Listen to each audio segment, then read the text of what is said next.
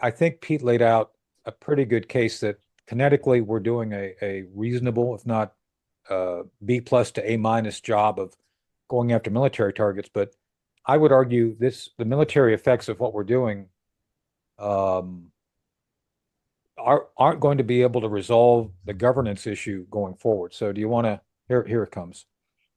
I think Yeah, it's coming sure. up. Yeah, there it is. There's Blaine's article. So you want to kind of talk about your article and put that in the framework of the question I'm asking regarding what outcome are we seeking right now as we move forward? I mean, if you just take a look at the Israel-Iran conflict and follow what the mainstream media wants you to follow, which is uh, Iran is a belligerent, it's a regional belligerent, Israel's vexed by it, they could become a nuclear power, and that's all this is.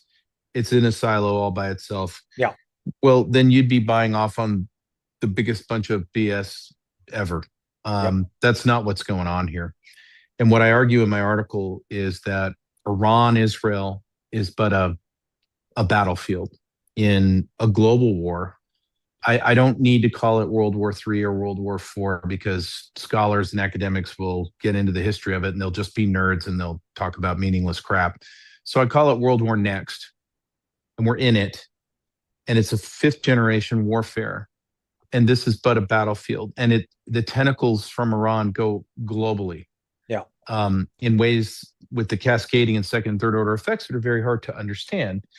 Um, One of those, and when you're dealing with something like this, you have to start looking strategically at things that don't make sense, things that when they happen, you would go that absolutely makes no sense to me.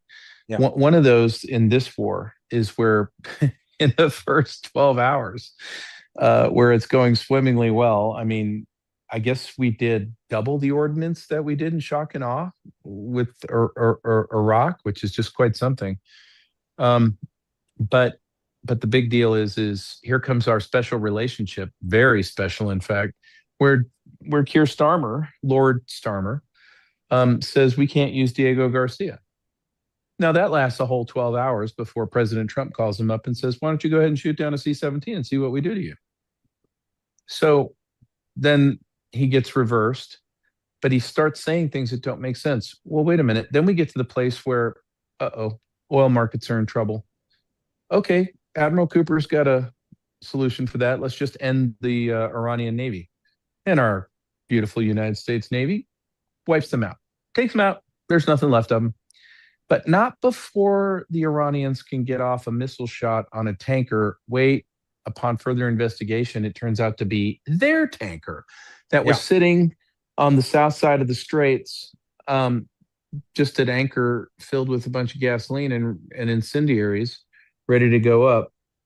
And then that tumbler begats Lloyd's of London, again, air quotes, special relationship, saying, "Oh, it's a big war, force majeure. We're going to shut down all the shipping because we're not going to insure any of this."